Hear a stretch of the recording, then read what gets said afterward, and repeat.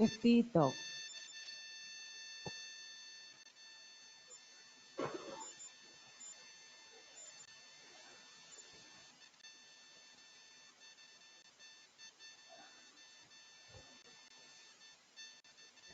Assalamualaikum warahmatullahi wabarakatuh.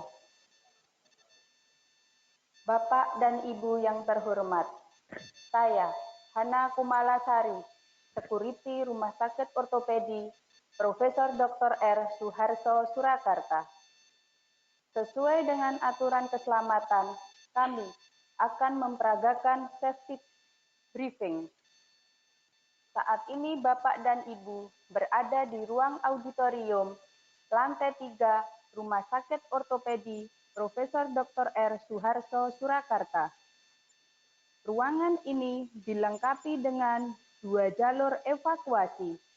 Yang pertama, di belakang Bapak dan Ibu. Yang kedua, di samping kiri panggung.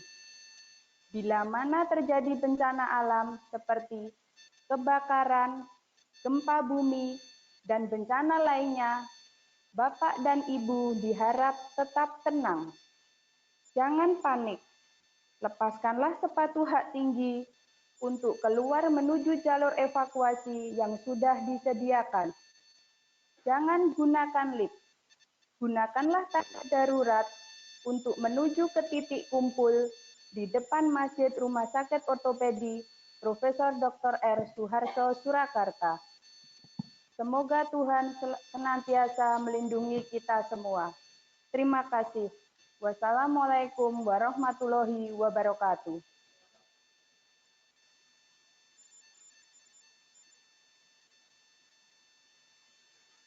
Menyanyikan lagu Indonesia Raya.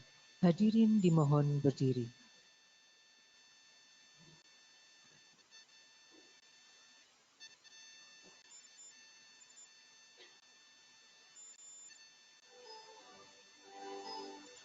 Airku tanah tumpah darahku.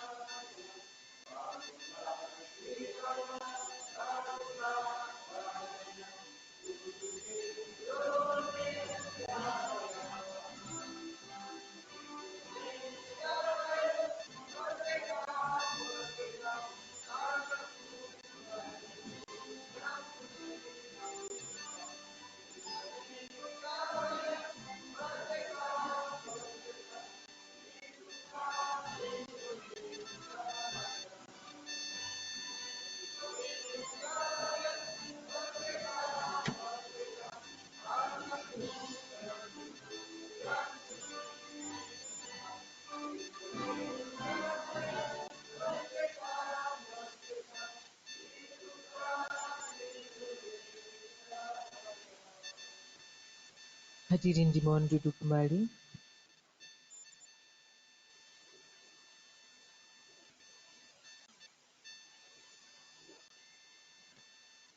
Yang terhormat Direktur Medik dan Keperawatan Rumah Sakit Ortopedi Profesor Dr. R. Suharto Surakarta, yang kami hormati Dr. Iwan Budiwan Anwar SPOT Konsultan MM selaku narasumber dan Bapak Dr. Asep Santoso SPOT sebagai moderator, dan seluruh peserta webinar baik yang berada di auditorium lantai 3 dan dimanapun Anda berada.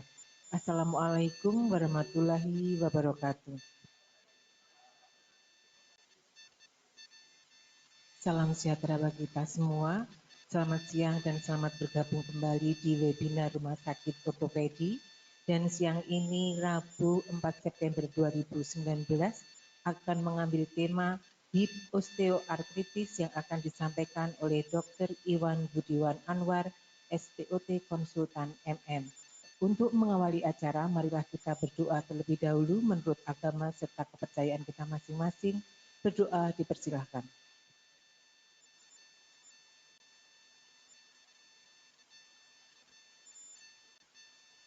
Berdoa selesai.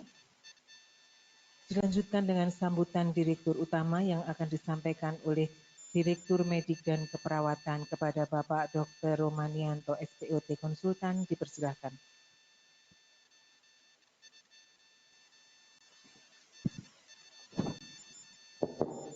Bismillahirrahmanirrahim. Assalamualaikum warahmatullahi wabarakatuh. Salam sejahtera buat kita semua. Yang saya hormati narasumber Dr. Iwan Budiwan Anwar, SPOT Konsultan MM, dan moderator Dr. Asep Santosa, SPOT, beserta jajaran struktural fungsional rumah sakit ortopedi serta PPDS ortopedi dan dari Unrio ya, dan peserta webinar eksternal dimanapun Bapak Ibu berada. Alhamdulillah pada sore hari ini ya, kita bisa bertemu lagi dalam acara webinar yang kelima yang diadakan di Rumah Sakit Ortopedi dalam penanganan kasus-kasus ortopedi. Kita di sini sudah bisa untuk sharing dengan Bapak Ibu sekalian gimana cara diagnosis sampai penanganan sampai post operatifnya, sehingga pengetahuan kita akan bertambah yang akan disampaikan narasumber dan bisa bermanfaat buat kita semua. Nanti para peserta juga bisa interaksi, komunikasi untuk pertanyaan apa yang belum diketahui untuk disampaikan, tanya secara tertulis maupun online. Jadi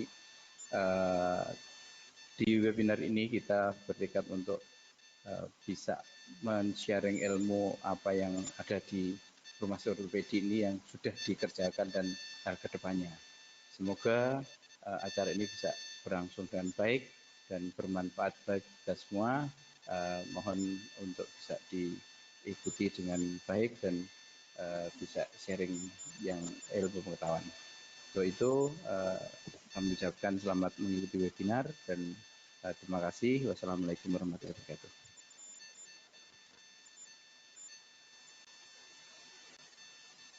Untuk selanjutnya, inti webinar pada siang hari ini penyampaian materi hip osteoartritis yang akan disampaikan oleh Dr. Iwan Budiwan Anwar, SPOT Konsultan, dan moderator Dr. Asep Santosa, SPOT. Waktu sepenuhnya kami serahkan kepada moderator.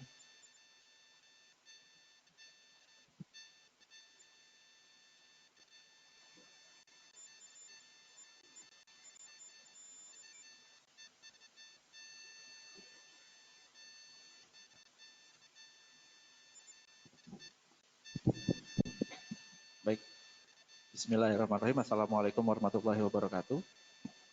Yang saya hormati Bapak Direksi, pembicara hari ini Dr. Iwan Budiwan Anwar, spesialis ortopedi konsultan, beserta seluruh sivitas hospitalier Rumah Sakit Ortopedi Profesor Dr. R. Suharto Surakarta. Alhamdulillah di siang hari yang cerah ini kita akan bertemu kembali di webinar yang secara rutin kita laksanakan di Rumah Sakit Ortopedi Profesor Dr. R. Suharto. Ini sudah yang kelima ya. Untuk siang hari ini materi adalah tentang hip osteoartritis, nanti akan disampaikan oleh beliau Dr. Iwan.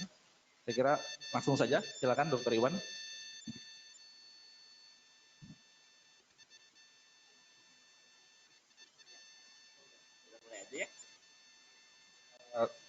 Informasi sedikit mungkin Dr. Iwan ini beliau adalah dokter spesialis ortopedi konsultan hip and knee. Beliau alumni dari Universitas Pajajaran, kemudian juga beliau menjalani fellowship di joint arthroplasty di Chonam National University Hospital di South Korea ya dok ya. Silakan dokter, bisa disampaikan materinya. Assalamualaikum warahmatullahi wabarakatuh. Terima kasih atas kehadiran dan kehadiran baik yang on-site maupun yang online. Pada siang ini kami Rumah Sakit Ortopedi dan saya sebagai bagian dari Rumah Sakit Ortopedi akan mencoba membagi ilmu tentang apa itu osteoartritis yang terjadi pada sendi panggung. Yang selama ini paling sering dibicarakan adalah osteoartritis pada lutut. Kita coba agak berbeda pada sendi panggung walaupun sebetulnya penyebabnya hampir sama dan penanganannya sebetulnya juga hampir sama. Oke. Kita mulai slide yang pertama.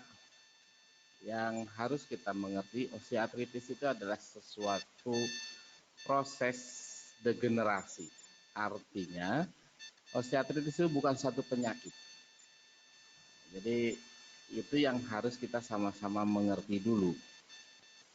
Kalau suatu proses degenerasi, itu artinya adalah proses yang secara alami berjalan sesuai dengan bertambahnya usia. Kecuali pada kasus-kasus tertentu, nanti kita bahas di belakang, yang memang yang disebut dengan osteoartritis sekunder. Yang kita lihat di sini bahwa ada beberapa ya istilah yang akan terjadi, tapi istilah ini yang menyebabkan orang awam mengatakan bahwa osteoartritis itu adalah pengapuran sendi. Kenapa orang awam mengatakan ini satu pengapuran sendi? Sebetulnya karena di sini ada seperti penebalan pada subchondral bone. Nah, jadi lebih putih warnanya dan kadang-kadang ada satu osteofit yang muncul di pinggir-pinggir sendi sehingga terkesan itu ada satu penumpukan kapur. Nah, aslinya osteoartritis itu adalah penipisan dari bantalan sendi, dalam hal ini adalah cartilage-nya atau orang awam bilang rawan tulang. Nah, jadi ini harus kita pahami dulu bersama. Yang kedua bahwa ada beberapa gejala yang suka muncul pada kasus OA, umumnya itu biasanya sendinya mulai mengeluh nyeri, juga kadang-kadang dirasakan kaku, kadang-kadang kalau pada kasus-kasus tertentu pasiennya merasa sendinya kayak tidak pas katanya. Ya. Karena degenerasi jadi dikatakan di sini umumnya terjadi pada orang tua, umumnya. Artinya tidak semua orang tua akan mengalami pada usia yang sama atau bukan mustahil terjadi pada usia yang lebih muda. Ini sedikit ilustrasi. Jadi di sini kita lihat, kita bisa bandingkan di sini, ini adalah sendi normal. Ini adalah sendi yang mengalami osteoartritis, di mana pada sendi normal gambaran cartilage masih terlihat bagus, berwarna biru, aslinya sih putih sebetulnya. Cuma kalau di sini digambarnya putih nggak kelihatan. Jadi ini yang biru mulus ini sebetulnya adalah cartilage yang normal. Nah, begitu dia mengalami kerusakan seperti ini, kesannya menyempit. Sendi kita menyempit, nah, karena cartilage yang harusnya menjadi bantalan itu sudah mulai menipis, termasuk cartilage atau bantalan sendi yang di dalam mangkoknya atau acetabulum. Nah, jadi karena kedua sisi mengalami penipisan sehingga pada ronsen terkesan terjadi penyempitan. Ya. Penyebabnya, etiologinya. Jadi tadi saya katakan bahwa ada yang primer, ada yang sekunder. Yang primer itu tidak diketahui penyebabnya, walaupun kita menduga sebetulnya berhubungan dengan aktivitas yang berlangsung lama. Aktivitas yang sejak usia muda tidak terkontrol, berlebihan, atau aktivitas yang melewati batas kemampuan dari cartilage untuk bisa mengimbangi dalam hal regenerasinya. Yang kedua adalah yang sekunder. Jadi kalau yang pertama, yang primer, itu biasanya terjadi pada orang tua. Nah, itu jadi orang tua tidak diketahui penyebabnya, tiba-tiba usia-usia di atas 50 tahun datang ke poliklinik, mengeluh lututnya mulai nyeri. Tapi umumnya datang ke kita sih sudah bengkok lututnya. Nah, jadi karena di kita kalau nyerinya masih bisa ditahan karena harus ngangkat karung 25 kilo, ya mendingan ngangkat karung 25 kilo. Kecuali sudah mulai bengkok, mulai datang ke rumah sakit kita. Tapi pada dasarnya pada fase awal, nanti kita cerita stage-nya. Yang sekunder itu ada beberapa penyebab. Satu adalah disebabkan karena stres yang berlebihan, ya, stres yang berlebihan atau abnormal stres. Abnormal stres ini seperti tadi kita mundur, harusnya beban itu berada satu lingkaran dari bonggol ini. Tapi pada kasus-kasus tertentu, pada kasus yang mengalami subluxasi, beban itu hanya jatuh pada satu bagian.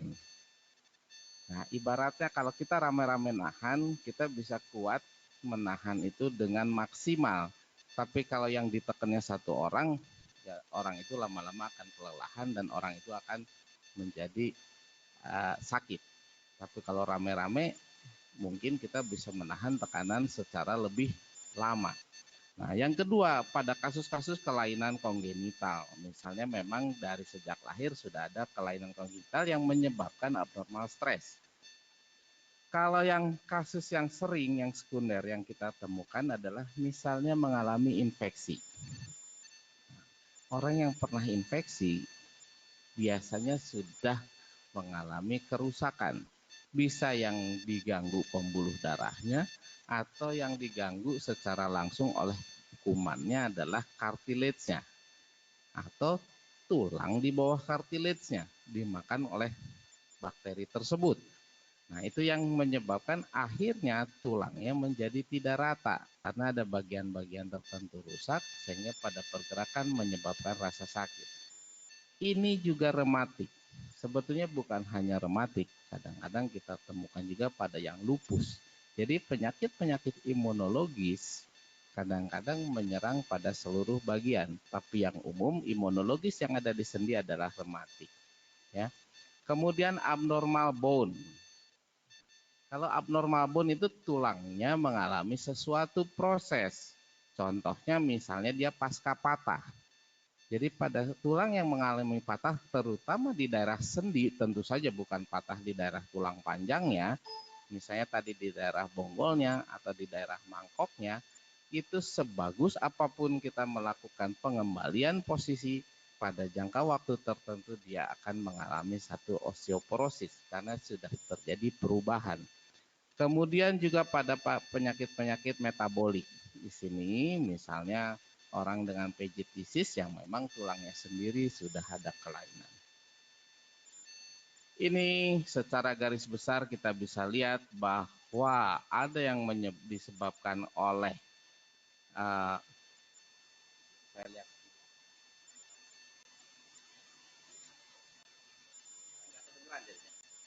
abnormal stress atau abnormal cartilage. Oke, jadi kalau abnormal stress yang tadi kita bilang, salah satu yang sering adalah gemuk. Ya, itu dikatakan kenapa katanya yang wanita suka lebih sering mengalami OA dibanding yang pria. Sebetulnya sih nggak ada bedanya kalau dua-duanya gemuk. Cuman wanita umumnya, tidak semua, lebih gemuk. Kemudian abnormal cartilage yang umum adalah dengan bertambahnya usia. Jadi cartilage-nya mengalami degenerasi, akhirnya tidak terlalu sehat, akhirnya pada akhir masanya mengalami degenerasi. Di sini sebetulnya banyak beberapa penyebab yang bisa kita lihat. Stres itu contoh tadi trauma. Di sini cartilage itu adalah dari beberapa penyebab seperti inflamasi yang disebutkan sebelumnya. Di sini kita cerita sekarang masuk ke keluhan yang umum disampaikan oleh pasien. Pasien akan datang ke kita yang utama adalah karena nyeri. Pada kasus OA hip nyerinya spesifik. Karena kita harus bedakan ini nyerinya karena problem di tulang panggulnya, di sendi panggulnya, atau nyeri karena problem dari saraf dari tulang belakangnya. Gitu. Jadi jangan sampai problemnya di panggul yang diobatin adalah low back pain-nya, atau sebaliknya problemnya low back pain yang diobati adalah panggulnya. Nah, ini kita harus jelas. Yang paling khas pada kasus nyeri di daerah panggul adalah nyeri di daerah selangkangan. Jadi kalau pasiennya bisa menunjukkan bahwa yang paling nyeri di daerah selangkangan itu biasanya sumbernya adalah dari sendi panggul. Tapi kalau dia mengeluhkan nyerinya di bagian belakang dari sendi panggul, itu kita harus lebih hati-hati. Jadi ini dikatakan adalah di daerah groin. Kalau sudah lanjut pasien merasa ada gangguan dalam pergerakan, kemudian akibat gangguan itu pasien akan mengeluh jalannya menjadi pincang. Pincang ini bisa karena memang perubahan bentuk dari tulangnya, atau pincang ini bisa karena nyerinya. Ya. Kemudian ini mungkin nanti dokternya akan menemukan Trendelenburg sign, dan yang pasti biasanya kalau sudah lanjut ada gangguan pergerakan. Ini ilustrasi apa yang terjadi, tahapan dari osteoartritis dari mulai awal sampai yang berat.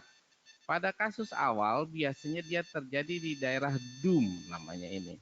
DUM ini adalah daerah yang paling banyak menerima beban kita dari sejak tumit, lewat lutut sampai ke bonggol dan mangkok dari sendi panggul. Ini namanya daerah DUM. Pada awal-awal hanya bagian ini yang rusak. Tapi dengan berjalannya waktu, karena sendi kita adalah berputar di daerah sendi panggul, akhirnya yang lain karena ada bagian yang sudah tidak rata, yang lain ikut terganggu. Nah, yang sudah lebih berat lagi, mungkin sudah lebih terkesan tidak ada celah sendi pada gambaran ronsen. Dan biasanya kalau sudah ada gambaran celah sendinya hilang, pasien sudah lebih menonjol keluhannya adalah gangguan pergerakan. Kalau masih ada gambar walaupun tipis, pasien biasanya masih bisa bergerak tapi sudah nyeri. Nah, ini ronsennya kita bisa lihat ada celah sendinya menyempit dan akhirnya hilang celah sendinya. Ini secara gambaran ronsen. Untuk selanjutnya kita lihat ini yang lebih heboh lagi. Ya, jadi kadang-kadang datang sudah seperti ini, dia mungkin mengalami patah tulang pada bagian head femurnya, tapi mungkin juga tidak ditangani dengan baik, atau pasiennya juga mungkin jauh dari sarana kesehatan, atau faktor pengetahuan, akhirnya datang sudah malunion. Nah, karena bentuknya sudah tidak sferis lagi, akhirnya terjadi OA. Begitupun yang ini juga hampir sama. Ini sudah lebih parah lagi, cerah sendi sudah lebih hilang, biasanya juga memang gerakannya sudah sangat terbatas. Dan osteoartritis pada pinggul bisa terjadi pada kedua sisi, tidak harus satu sisi. Walaupun pasiennya mungkin mengeluh salah satu sisi lebih nyeri.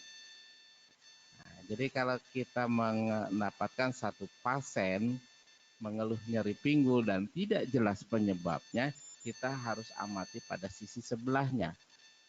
Sehingga kita bisa melakukan inform konsen bahwa kalau nyeri nanti ke depan yang sebelahnya nyeri bukan nular. Karena memang kalau tidak jelaskan pasien nanya setelah yang sebelahnya enak dioperasi, yang sebelahnya sakit. Terus dia bilang, dok ini lewat darah ya dok, ketularan pinggul saya sebelahnya. Padahal pinggul itu kalau memang alami dipakai dua-duanya, tidak ada orang jalan dengan pinggul sebelah dulu, berikutnya sebelah lagi. Nah, jadi kalau idiopatik atau primer umumnya terjadi pada kedua sisi. Ini juga klasifikasi. Jadi hampir semua osteoartritis mempunyai klasifikasi, baik di lutut maupun di pinggul. Kalau di lutut kita ceritanya adalah dengan albah yang secara ronsen. Kalau di pinggul bukan albah, kita memakai tonis. Tonis membagi 4 sesuai dengan temuan ronsennya. Nah, di sini sebagai seorang dokter atau tenaga kesehatan yang menerima keluhan dan kadang-kadang kita melihat gambaran ronsen, itu gambaran ronsen ini sebetulnya harus disesuaikan dengan keluhannya klinis. Kalau klinisnya, kalau gambaran ronsennya secara tonis 0, tapi dia nyeri hebat, jangan berpikir OA dulu. mungkin ada penyebab lain. Tapi kalau misalnya dia sudah 2 atau 3 dan dia nyeri di daerah pinggul signifikan, kita baru bisa mengatakan bahwa ini kemungkinan besar diagnosa kita adalah osteoartritis. Jadi pengetahuan tentang klasifikasi ini harus searah atau sejalan dengan pengetahuan atau temuan secara klinis. Yang selanjutnya adalah terapi. Umumnya pasien yang datang ke kami di rumah sakit ortopedi itu sudah makan berbagai macam obat. Ya. Jadi keluhannya itu datang sudah berobat kemana-mana, nyerinya nggak hilang. Sudah ganti-ganti obat, nyerinya nggak hilang. Saya kadang-kadang suka sampaikan, ini bukan penyakit. Jadi diobatin apapun tidak mungkin nyerinya hilang 100%. Nah, kenapa kita harus tegaskan seperti itu? Karena kalau tidak, ada 2 kemungkinan. Kita kasih obat, pasiennya mengeluh tambah nyeri, karena pasiennya mengatakan bahwa setelah makan obat yang bagus pun ternyata nyerinya masih muncul, atau yang kedua pasien ganti-ganti obat. Jadi kita harus katakan bahwa obat pada OA, terutama obat nyeri adalah ajuvan, tambahan. Intinya adalah, nanti kita bahas di belakang, adalah edukasi.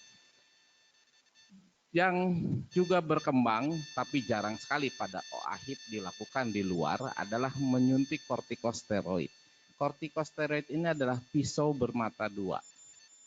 Kalau yang melakukan penyuntikannya adalah yang mengerti akan efek dan efek sampingnya, kortikosteroid itu sangat berguna.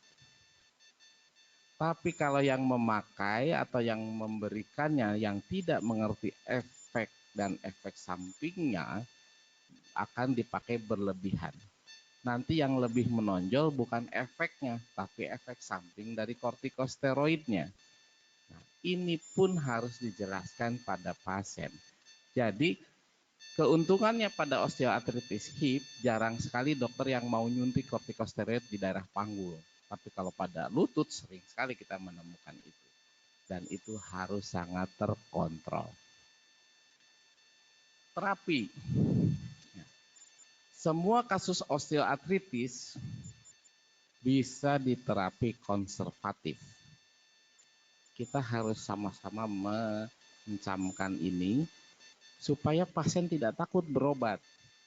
Karena kalau kita mengatakan bahwa terapinya operasi, pasien sudah stres duluan. Jadi semua osteoartritis, termasuk osteoartritis pada hip atau sendi panggul, bisa diterapi konservatif. Kuncinya ada di sini. Education, pendidikan. Atau dalam artian bukan pendidikan, kalau pendidikan kesannya formal ya, tapi memberikan satu penjelasan atau inform consent yang sehingga pasien mengerti, sehingga karena mengertinya pasien bisa ikut terlibat dalam terapi yang kita berikan. Jadi intinya selama pasien bisa mentoleransi nyerinya, karena tadi kita sudah sepakat bahwa nyerinya tidak bisa hilang 100%, tidak perlu ada tindakan operasi. Walaupun ronsennya tonis 2. Karena kita mengobati pasien adalah mengobati pasien secara utuh, bukan mengobati ronsen. Jadi walaupun ronsennya tonis 2, yang tadi kita sudah sepakat tonis 2 ada kerusakan yang hebat, misalnya. Tapi pasiennya merasa, dok saya pakai tongkat relatif nyaman, saya pakai tongkat masih bisa kemana-mana. Kenapa kita harus korbankan dia untuk dilakukan penggantian sendi? Karena secara mengajarkan ke pasien bahwa buatan Allah Subhanahu wa taala itu lebih bagus dari buatan manusia. Selama masih bisa dipertahankan, kita pertahankan. Kecuali, nanti kita kecuali cerita lagi di belakang nanti ya. Jadi ini yang paling penting, tapi ini yang paling susah. Karena tadi salah satunya adalah beban. Nah, kalau gendut, mestinya sih dikurusin. Tapi ngurusin orang itu susah. Saya ngurus sendiri aja susah, apalagi ngurus orang lain. Gitu ya. Jadi ngurusin ini sangat susah ya. Nah, cuman yang bisa kita lakukan adalah merubah aktivitas. Artinya modifikasi daily living. Contoh paling sederhana adalah mengurangi, bukan tidak boleh, naik turun tangga. Mengurangi. Jadi kalau di RSO punya lift itu sebetulnya anti OA. Karena kalau karyawan tadi naik tangga, nanti pulangnya lewat tangga 3 lantai, lumayan lutut, pinggul dan lututnya. Jadi kalau ditanya pakai apa? Anti OA, artinya pakai lift. Ya. Itu adalah mengurangi beban-beban yang tidak diperlukan. Jadi modifikasi daily living. Yang kedua adalah pasien disarankan tidak berjalan terburu-buru, tapi harus berjalan. Nah, ini yang harus disampaikan ke pasien. Jangan sampai nanti pasien pengen awet sendi-sendinya, sendi panggulnya, saya duduk terus, saya tidur terus. Itu bukan lebih awet, itu semakin nyeri. Kenapa? Karena cairan sendi diproduksi kalau sendi kita bergerak. Nah, hanya bergerak gerakan yang terkontrol ya. Nah, kalau ini bagiannya fisioterapi nih. Biasanya saya kirim ke fisioterapi, nanti fisioterapi melakukan berbagai usaha supaya nyerinya berkurang, gerakannya bertambah ya.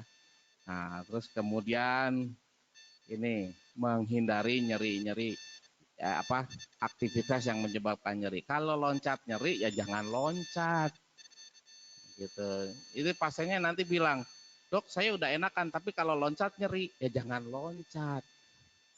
Ibaratnya kalau orang lapar ya makan. Tapi kalau nggak makan terus jangan teriak-teriak, "Lapar, Dok, lapar, Dok." Nah, ini juga kalau loncat nyeri ya jangan loncat-loncat. Kalau mau loncat-loncat silahkan, tapi nggak boleh ngeluh. Syaratnya itu saja sebetulnya untuk pasien itu. Jadi mengurangi gerakan-gerakan yang menyebabkan nyeri. Oke, selanjutnya. Nah, ini yang paling susah di Indonesia. Ya. Orang Indonesia sangat malu kalau disuruh pakai tongkat. Karena mereka menganggap kalau pakai tongkat dianggap tua dan dianggap sakit. Padahal aslinya memang betul tua dan betul sakit. Itu yang susah. Jadi dia lebih baik jalan pakai tongkat nasi, pegang ke suaminya, pegang ke anaknya. Kalau tidak ada tongkat nasi, dia pegang tembok. Padahal lebih kelihatan sakit. Nah, padahal tujuan dari tongkat ini adalah sebetulnya supaya pasien bisa jalan-jalan dengan nyeri yang minimal karena beban dibagi dari sendi yang harus menerima beban penuh dibagi ke tangan. Nah, ini yang kita harus sama-sama didik ke pasien bahwa tongkat itu obat. Ya. Jadi kalau dia misalnya pakai tongkatnya yang dengan percaya diri, sebetulnya dia nggak kelihatan tua. Dia mungkin kalau zaman dulu tongkat itu kalau orang-orang kayak zaman dulu kalau kita lihat di film tongkat itu malah jadi mode. Kalau pakai tongkat ada berliannya itu menandakan orang kaya. Jadi ini yang paling susah saya ajarkan ke pasien untuk memakai ini. Oke. Nah, nanti kita sama-sama. Jenisnya macam-macam. Jenisnya macam-macam, nanti pasien mana yang paling nyaman. Karena fungsinya sebetulnya sama untuk mengurangi beban ke sendi yang mengalami kelainan atau mengalami osteoartritis. Oke, kita cerita ke yang paling menakutkan untuk pasien. Sebetulnya tidak menakutkan. Ini yang masuk tadi kecualinya. Kalau pasien dengan konservatif tidak membaik atau memberat, baru kita berpikir ini. Ya. Surgery, operasi macam-macam. Sebetulnya operasi itu tidak hanya ganti sendi. Ya. Operasi itu dari mulai artroskopi. Kalau tadi Tony 1 tonis 2 mungkin masih bisa dicoba, walaupun tonis 2 sebetulnya sudah lebih dekat ke tonis 3. Sudah harus ada tindakan yang langsung pada sendinya. Karena debridement ini hanya membersihkan serpihan-serpihan atau bagian-bagian yang kasar. Sehingga dengan yang kasar ini dibersihkan, mudah-mudahan gerakan sendinya menjadi lebih bagus. Sehingga karena gerakan sendi menjadi lebih bagus, kerusakan bisa diminimalisir atau bisa ditunda lebih lama. Yang kedua adalah osteotomi. Tadi kita cerita ada bawaan lahir tulangnya lebih tegak, leher dari femurnya atau lebih merunduk. Nah, ini kita lihat bagian mana yang masih bagus. Yang masih bagus ini kita simpan di daerah yang menerima beban. Itu namanya adalah osteotomi. Kalau pada sendi panggul disebut derotational osteotomi. Diputer stepnya, ya. Kemudian hip resurfasi, sebetulnya ini juga ada, jadi yang sudah rusak ditutup pakai artroplasti, tapi tidak seheboh artroplasti yang ada. Tapi ternyata dengan melakukan hip resurfation dengan hip artroplasti relatif keberhasilannya lebih tinggi saat ini. Sehingga orang lebih memilih ini, karena secara teknikal juga relatif lebih sulit. Oke. Terakhir adalah kita ganti sendi panggulnya. Kenapa tidak hanya diganti bonggol? Kenapa mangkoknya juga sudah diganti? Pada osteoartritis kerusakan bukan hanya pada bonggolnya, tetapi juga pada mangkoknya. Jadi kalau cuma bonggolnya yang diganti, pasiennya tetap kesakitan. Oke. Nah, jadi ini beberapa terapi yang biasa menjadi pilihan. Selanjutnya adalah ini gambaran ilustrasi tentang hip artroplasti. Ini yang rusak diganti mangkoknya, ini mangkok buatan. Ini diganti dengan sendi panggul daerah head juga buatan yang ditanamkan ke dalam medula dari tulang paha. Ya, sehingga tidak ada pergesekan antara tulang yang rusak lagi karena sudah dibuang, sehingga nyeri bisa dihilangkan. Ini adalah perkembangan dari total hip yang ada di rumah sakit kita dari tahun ke tahun semakin banyak. Ini adalah yang harus kita cermati, apakah memang kasusnya lebih banyak, atau yang kedua kesadaran pasien yang semakin tinggi, keinginan pasien untuk dilakukan penggantian sendi. Ini harus kita cermati bersama. Jadi pada tahun 2018 itu melonjak cukup jauh dibanding 10 tahun yang lalu. 10 tahun yang lalu itu cuma 7 setahun. Sekarang ini 147, hampir 2 bulan sekali. Ya. Selanjutnya adalah ini gambaran klinis contoh kasus yang pernah kita kerjakan. Kita lihat dengan sendi seperti ini tentu saja ada gangguan pergerakan. Jadi gangguan pergerakan sesuai dengan gambaran ronsennya. Selanjutnya pada kasus ini kita lakukan tindakan operasi total hip artroplasti. Alhamdulillah setelah 5 tahun pasiennya bisa sholat. Kenapa ini menjadi satu hal yang membahagiakan? Karena di kita adalah mayoritas negara kita adalah mayoritas penduduknya muslim. Pertanyaan pertama saat mau dioperasi adalah bisa sholat lagi nggak, dok? Nah, saya selalu bilang ke pasiennya, kalau latihannya bagus harusnya bisa. Nah, karena keberhasilan operasi tidak hanya ditentukan oleh dokternya, ditentukan juga oleh kepatuhan pasien untuk mau berlatih dan melawan nyeri pada saat-saat awal. Jadi jangan sekali-kali bilang bahwa artroplasti 100% pasti berhasil. Nah, kalau pasiennya digerakin sedikit terus mengeluh nyeri, sebetulnya operasinya gagal sebagus apapun ronsennya. Jadi yang dikatakan berhasil itu bila pasiennya juga merasakan nyaman. Contoh kasus seperti ini. Selanjutnya, Pernah kita melakukan kiri kanan kalau memang diperlukan. Ini memang suka ada pertanyaan, apakah bisa sekaligus dilakukan kiri kanan atau sebelah-sebelah? Sebetulnya tergantung dari dokternya dan tergantung dari pasiennya. Kalau dokternya merasa bahwa sekaligus tidak akan ada masalah, silahkan dilakukan sekaligus. Begitu juga pasiennya. Kalau pasiennya kooperatif dan ambang rangsangnya cukup tinggi terhadap nyeri, silahkan dilakukan dua-duanya. Dan yang modal utama kalau mau melakukan dua-duanya, gizi pasiennya harus bagus. Nah, pasiennya umumnya nggak mau makan, dilakukan dua-duanya operasi, waktu operasinya double, nyerinya double, nggak mau latihannya double, begitu suruh duduk aja pusing dok. Buat apa kita operasi? Oke, jadi ada syaratnya. Biasanya di sini kita lakukan sebelah-sebelah supaya pasien bisa merasakan hasil operasi yang dilakukan sudah nyaman. Nah, nanti sebelahnya sakit lagi, protes, kita lakukan sebelahnya lagi. Selanjutnya, nah ini juga, kita mundur dulu.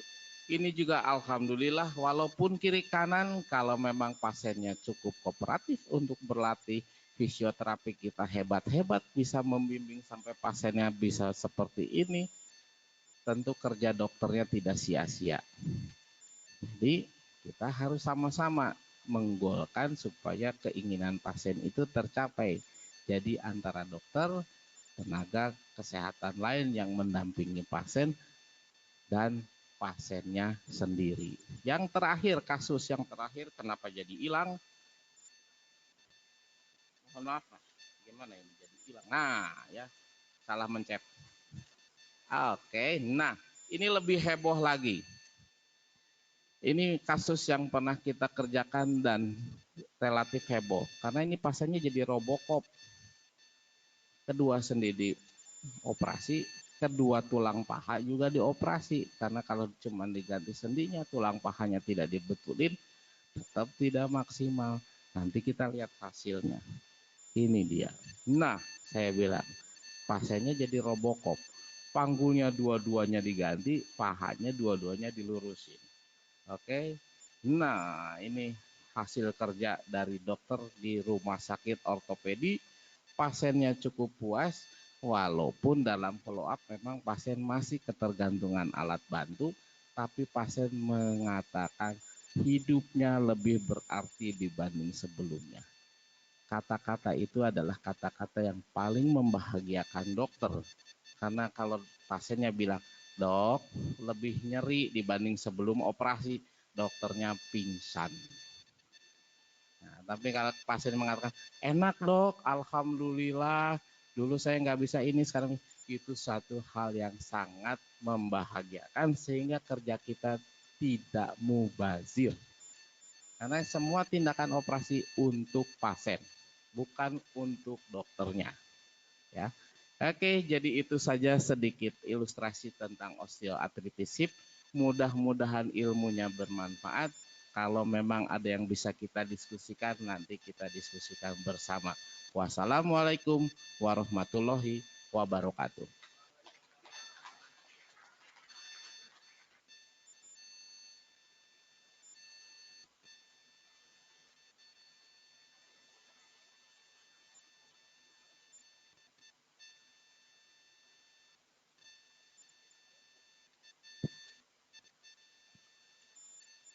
Terima kasih dokter atas penjelasannya mengenai hip osteoartritis. Presentasi yang sangat menarik, sangat informatif dan sangat mudah dipahami mengenai osteoartritis hip. Saya yakin pasti banyak pertanyaan. Kita di sini audiens yang ada di auditorium, ada teman-teman PPDS, kemudian ada fisioterapis, kemudian ada teman-teman perawat, ada juga teman-teman fellow dari IHKS. Apabila Anda ada pertanyaan, disimpan dulu. Ya, kita mungkin bisa lanjut ke pertanyaan yang dari online. Apakah sudah ada? Tuh. Sana ya lebih jelas. Izin bertanya dokter, apakah ada keterkaitan antara osteoartritis dengan pegelinu pada asam urat? Gimana dokter? Asam urat, dok.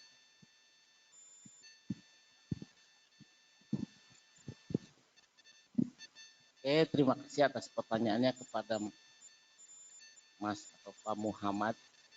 Jadi sebetulnya ini yang memang menjadi pertanyaan umum di awam. Karena awam itu semua mengatakan kalau nyeri sendi, kalau nggak rematik, asam urat. Sebetulnya ada sangat berbeda sekali.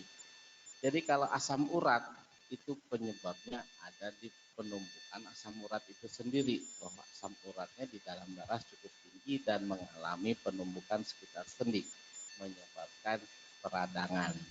Itu nyerinya adalah karena biasanya di jaringan lunaknya sebelum menginvasi ke daerah tulang. Tapi kalau osteoartritis itu adalah tidak ada hubungan dengan asam urat. Nah, kecuali memang kalau asam uratnya sudah puluhan tahun, kalau ratusan udah nggak ada ya. Puluhan tahun tidak terkontrol, bengkaknya berulang-ulang di sendi, akhirnya sendinya rusak, yaitu hasil akhir dari asam uratnya itu bisa dikatakan juga OA. Tapi umumnya pada fase awal asam urat dan osteoartritis berbeda. Terima kasih. Jadi jarang sekali ya dok ya asam urat mengenai hip ya dok ya? Jarang sekali. Asam urat itu umumnya terjadi pada sendi-sendi yang relatif lebih kecil. Misalnya yang paling sering itu di daerah ankle atau pergelangan kaki, atau penumpukannya di daerah siku. Jadi kalau di daerah sendi besar relatif lebih jarang. Kenapa?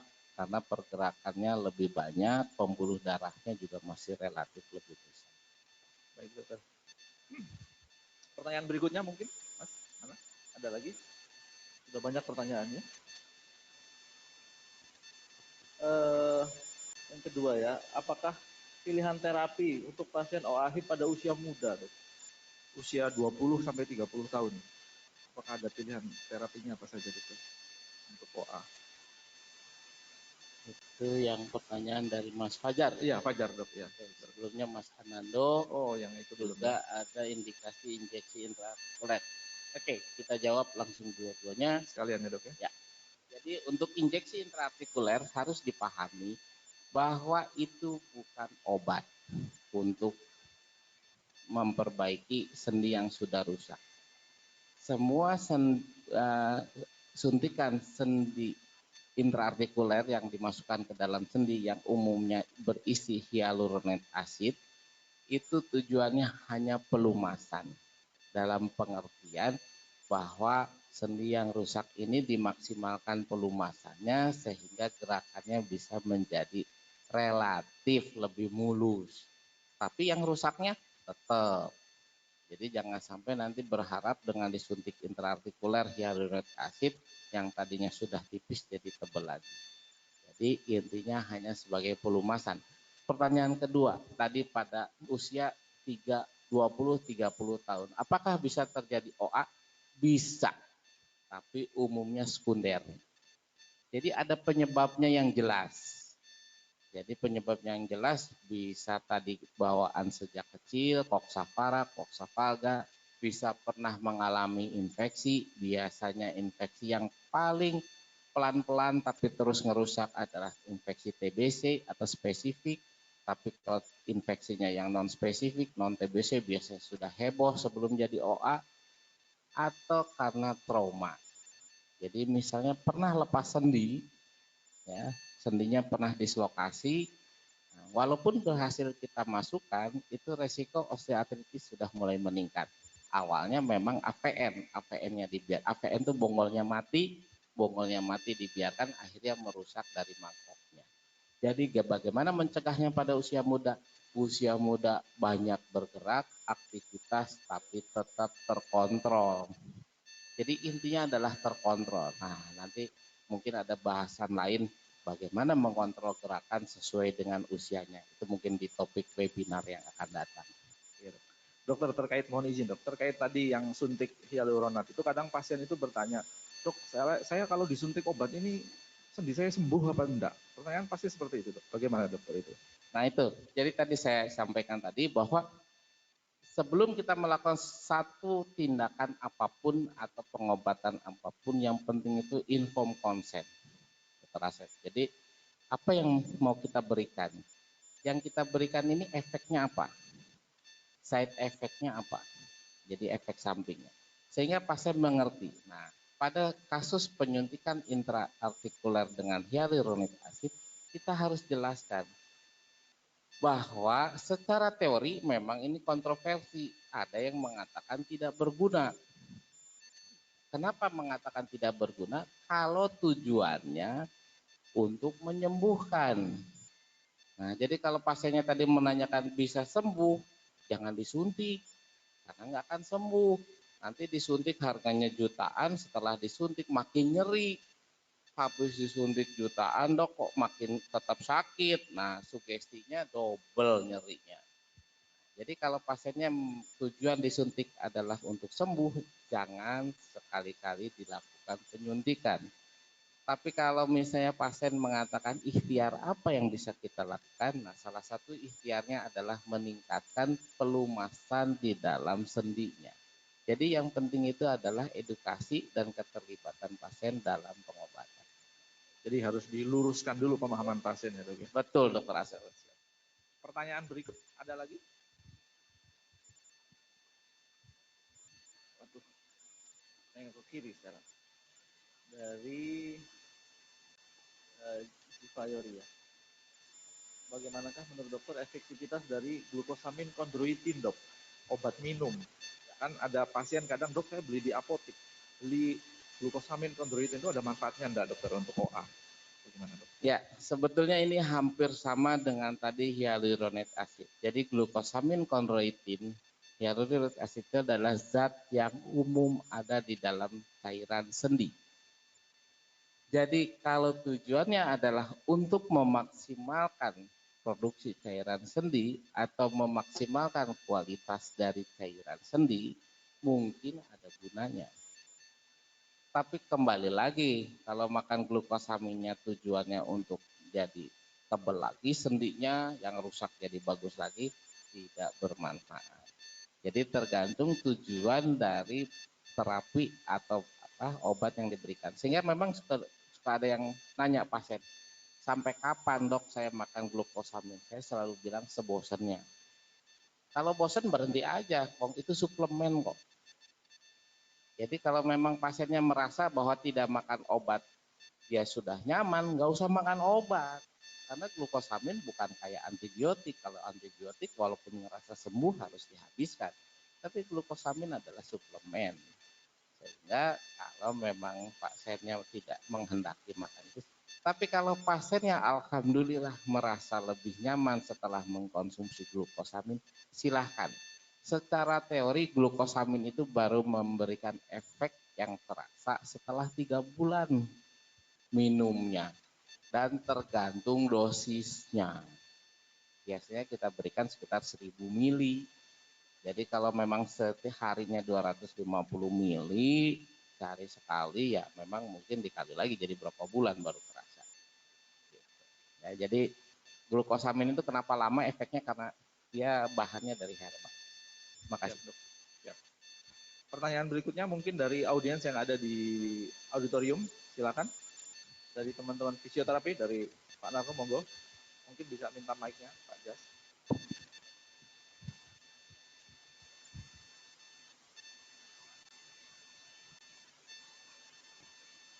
Memperkenalkan diri.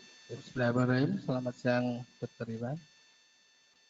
Saya Sunarno dari fisioterapi. Ini pertanyaan mungkin juga mewakili fisioterapi yang mungkin di Indonesia yang saat ini ikut menyimak acara ini, bahwa seperti yang direkomendasi oleh dokter bahwa pada operasi-operasi ini tidak boleh ADD, tidak boleh eksorotasi, tidak boleh lebih dari 90 lah. Itu sampai berapa lama dok? Katanya ukuran waktu apa nanti tergantung yang lainnya? Itu yang pertama.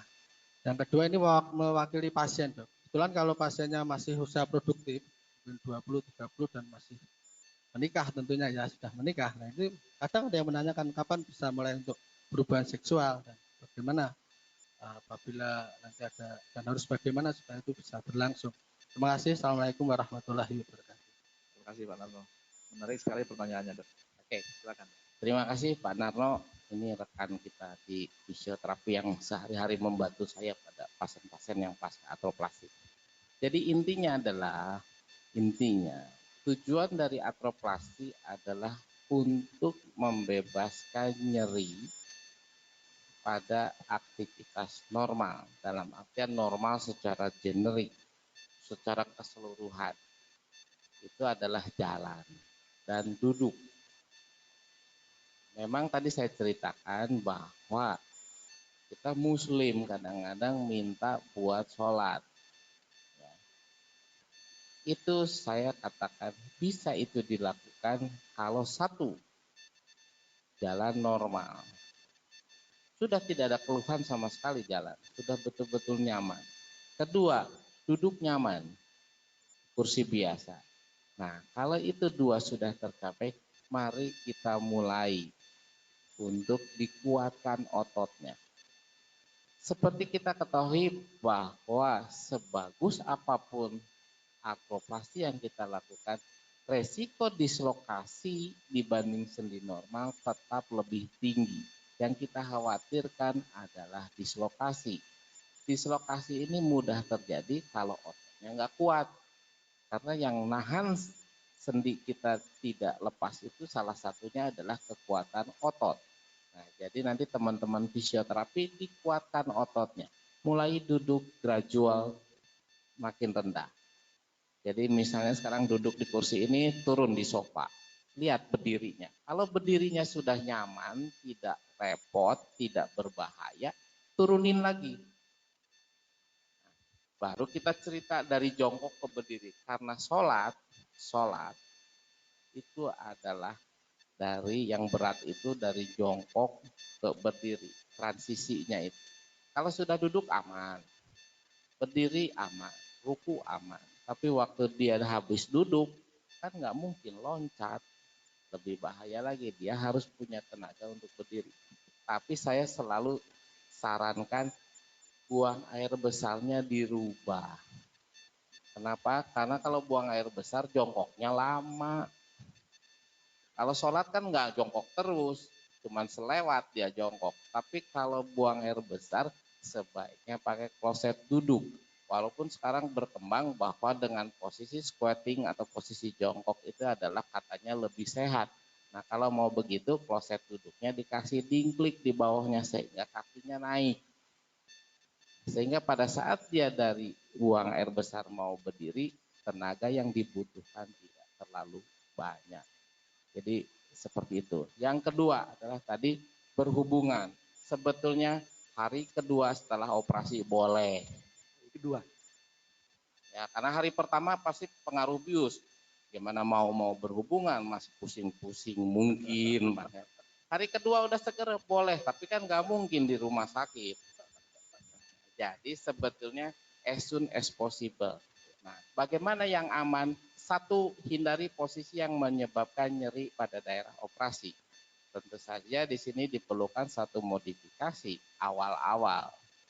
Ya, jangan hari udah baru pulang ke rumah udah heboh. Jadi silahkan, sebetulnya memang itu kebutuhan manusiawi. Jadi silahkan, tapi diatur di mana pasangan yang baru dioperasi ini tidak mengalami nyeri. Karena begitu nyeri kan juga sudah hilang passionnya. Keinginannya sudah hilang. Gitu. Jadi seperti itu. Jadi secepatnya boleh melakukan hal tersebut. Dokter menambahkan mengenai posisi tadi. Tadi disebutkan juga oleh teman fisioterapis bahwa pasien post THR itu ada restriksi gerakan seperti aduksi atau fleksi. Apakah hal tersebut berlaku untuk semua pasien total hip atau pada kasus tertentu? Sebetulnya restriksi itu tadi, sebetulnya restriksi yang paling kita hindari adalah menyilang. Jadi aduksi berlebihan, ya, apalagi aduksi dengan internal rotasi. Tapi kalau gerakan itu tidak dilakukan sebetulnya aman. Nah, jadi tadi kalau Dokter Asep mengatakan bahwa apakah semua sebetulnya dari pasien ke pasien berbeda, Dokter Asep. Jadi kalau pasiennya cukup luwes, Sebetulnya semua gerakan boleh. Semua gerakan boleh. Tapi kalau pasiennya untuk gerakan normal saja masih belum nyaman, hindari gerakan yang semakin membuat dia nyeri. Karena segala sesuatu yang dilakukan dengan terpaksa dan ragu-ragu itu jauh lebih berbahaya dibanding gerakan itu merasa yakin bisa dilakukan. Baik, terima kasih dokter. Ada pertanyaan lagi dari audiens yang di sini? Dari online ya? Dari Bu Ruli Christina, apakah ada preventive movement yang bisa dilakukan bagi pekerja office based site, maksudnya pekerja kantoran ya, pekerja kantoran untuk mencegah terjadinya OA? Bagaimana dokter? Oke, nah ini memang tren yang harus kita sekarang juga perbaiki. Jadi sekarang umumnya itu apalagi pekerja-pekerja yang berhubungan dengan IT, dalam hal ini dengan kerja dengan yang memakai komputer, itu kalau kerjaannya lagi banyak lupa. Seperti tadi saya ceritakan bahwa sendi itu sehat kalau dilumasi, ada pelumasnya. Pelumasan itu akan terjadi kalau sendi itu bergerak. Jadi dia melumasi maksimal dan diproduksi cairan yang baru kalau kita bergerak. Nah, sekarang bagaimana pencegahannya? Kalau kita kerja yang harus duduk, kalau memang ada kerjaan yang cukup berat yang memerlukan waktu yang panjang, sebaiknya ada jeda untuk jalan-jalan sekitar meja kerja kita. Memang sebaiknya sih sekitar sejam duduk, jalan-jalan dulu. Nggak usah lama, 10 menit ya, sampai 15 menit. Supaya sendinya dilumasi lagi, kartilatnya dikasih makan. Kalaupun sekali-kalinya lupa ya jangan lebih dari 2 jam. Berdiri dulu, nah dengan berdiri otomatis sendinya dilumasin, otot-otot kita juga lebih rileks. Sehingga pada saat mulai bekerja lagi, semua sudah kembali dalam posisi yang itu salah satu pencegahan pada pegawai-pegawai kantor yang memang terpaksa harus duduk lama. Intinya tetap bergerak ya dok ya? Bergerak. Ya. Dok, pertanyaan terakhir dok, pertanyaan pada usia muda yang dilakukan THR, implannya itu tahan berapa lama dokter? Implan THR itu apakah seumur hidup? Apakah ada masa berlakunya dok?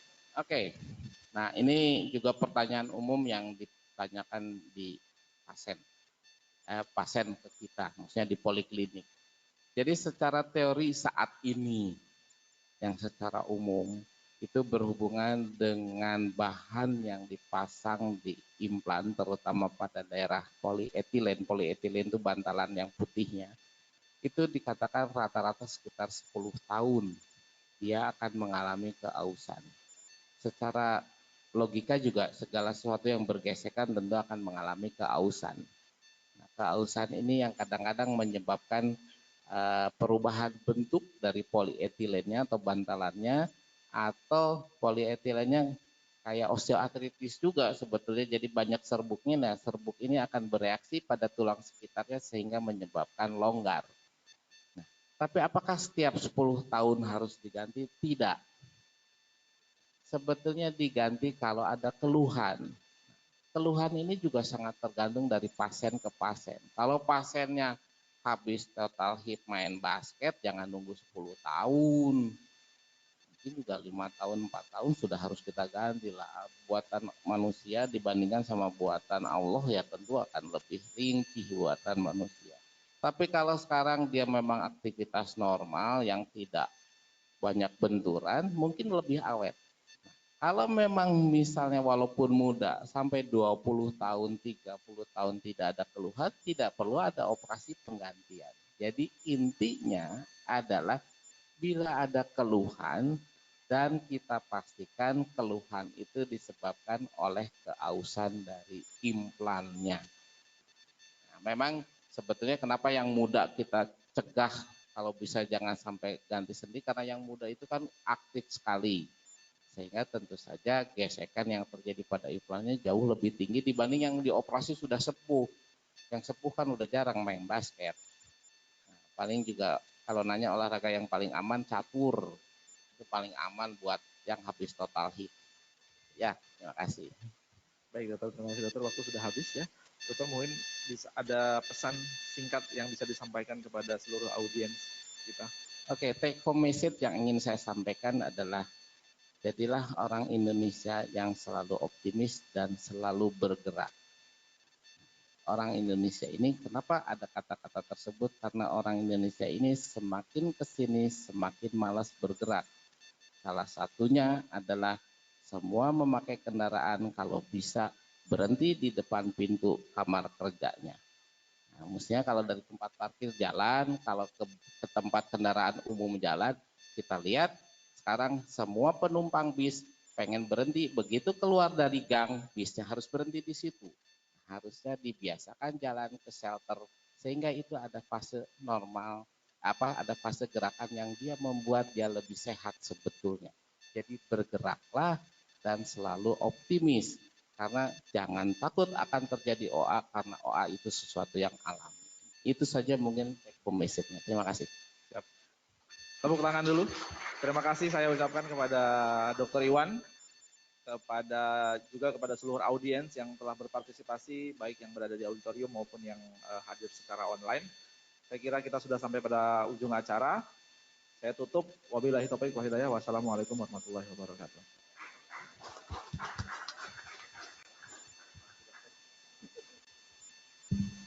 Sebelum kami tutup, kami umumkan nanti ada sesi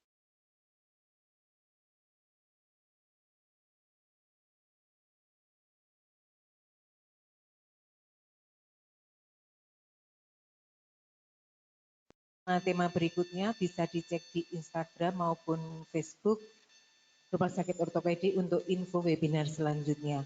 Terima kasih atas keikutsertaan peserta baik yang berada di auditorium lantai 3 maupun yang mengikuti melalui link webinar Rumah Sakit Ortopedi. Akhir kata, billahi taufiq wal hidayah. Wassalamualaikum warahmatullahi wabarakatuh. Foto bersama terlebih dahulu.